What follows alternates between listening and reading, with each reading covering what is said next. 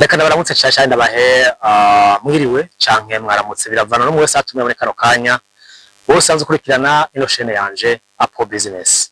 Tumaze bitukanira ku bitandukanye cyane ku ntambara iri mu bihugu by'abarabu niko novuga cyane Iran cyo kimwe na Israel cyane ibona ko Israel hanganye na iri kumwe na Amerika mu gutera Iran. Ariko kandi turiko turabira hamwe Bwageze no munsi nyuma hafi y'ukwezi kugiye kurangira kuri ntambara yatangwe itariki 28 z'ukwezi kwa kabiri kugeza no mu tariki 27 uva ku munsi wejo n'uri ku munsi wuno munsi itariki 28 bazikwiye neza ukwezi kuzuba kurumanye birumvikana kuri ntambara iri kiramara iminsi 30 burya ntibari mike ubwo tukiye kurabira hamwe mbega ino ntambara bimeze gute kugitanguye kugeza no munsi byifashe gute byagiye biragenda gute icyo tugiye kurabira hamwe neza nitwa Apone ni kampaye ishene yanje YouTube yitwa Apo Business ndacisha ibiganiro bitandukanye by'ibisata bitandukanye bigize ubuzima bw'umuntu canke ubuzima bw'igihugu muri rusange. Ubwo rero tugiye kuraba rimwe na rimwe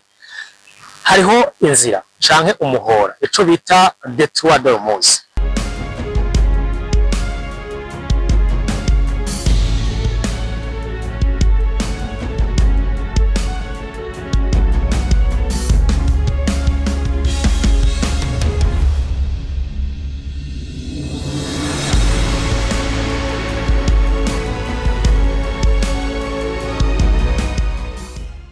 Icamo igitoro hafi bice 20% by'ibitoro bikoreshwa ku isi yose niho bice nyabitoro no kuvuga ko iyo nzira rero iramaze imisi yugaye. Iran yarayugaye ku mpamvu yuko yagiriza Amerika na Israel ko bayiteye ikivuga iti nanje kubera kino nzira ari yicamo ibitoro byinshi biza mu bihugu bitandukanye nka Amerika ni Buraya n'andi atandukanye nanje mu kubihora nzokugana no zisanzwe icamo igitoro cyinshi cyane ngiye kuyuga. Ngo rero yarayugaye bisigura iki uno muhora wa BWABAYE ukontrolwa na Iran yarashize ibirindiro yarashize ubushobozi kubwe bwa gisirikare ku buryo atabwatoshira guca ofisi igitoro.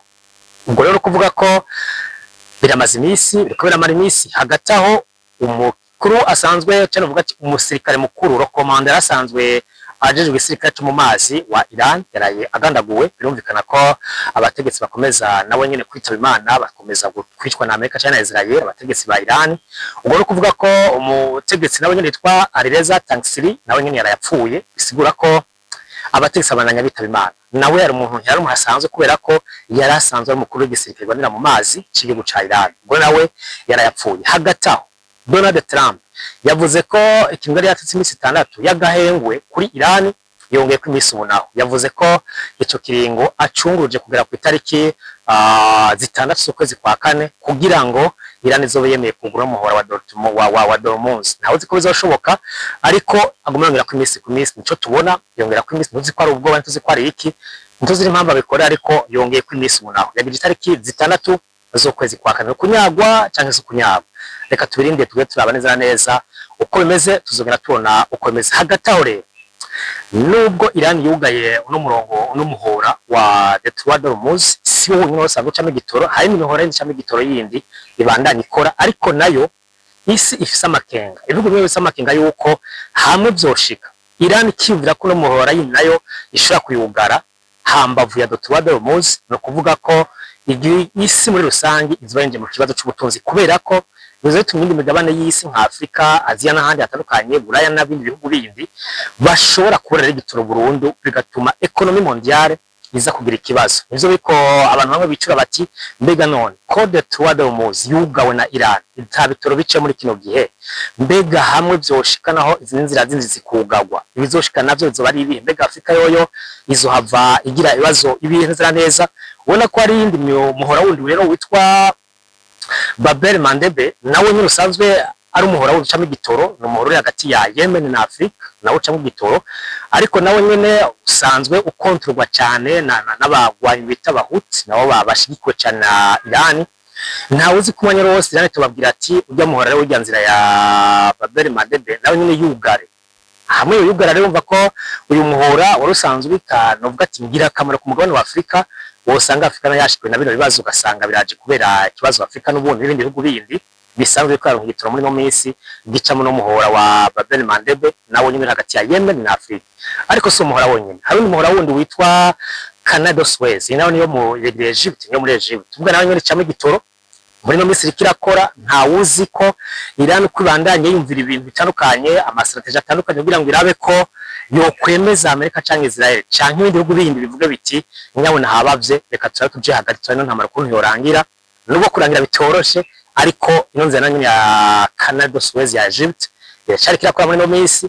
Nta wuzi ko bitazoshika, ariko nanyo baza kuvuga ko ari inzira yoroshe cyane go control. Bavuga ko Misiri imwe cyangwa un simple accident cyangwa drone imwe gusa cyangwa zibiri gutyo uno muhora wucuhungabana, bisigura ko ari umuhora uri fragile, atamuntu wizeje na kwijana ko hamwe wokora nawe nyene basatangurana yo haba. Ariko kandi bigaragara neza yuko niwo muhora kurakora kurafasha muri misi, hamwe bizogenda bidena neza, bizogenda bifasha. Ntawe uzi neza nizo twubera turaba. Hari umuhora wundi witwa Maraka, nawo uracamo igitoro muri misi, ni uri kurakora hambavu yuko ino de twadoro muzi yugaye, ariko Maraka irakora nayo nyene ni nzira icamo igitoro bikagenda neza muri no minsi.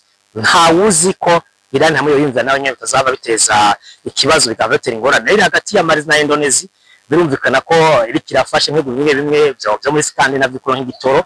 Nta wuzi ko bizobandanya biramutse bamenza zo ari sawa, byanse naho bigeze ukundi kuntu tuzoba tumenya amakuru agenda kurikirana uko emeze. Ariko kandi by'umwihariko nubwo Iran yugaye no nzira twadoro muzi, ntabwo byahagaze burundu bwose. Hari ibihugu bimwe bimwe bireka bikana igitoro biciye muri no nzira, nk'ibihugu nka za Dubai, za Qatar, Arabia Saudite, za Oman, za Bahrain, za Kuwait, za Iran.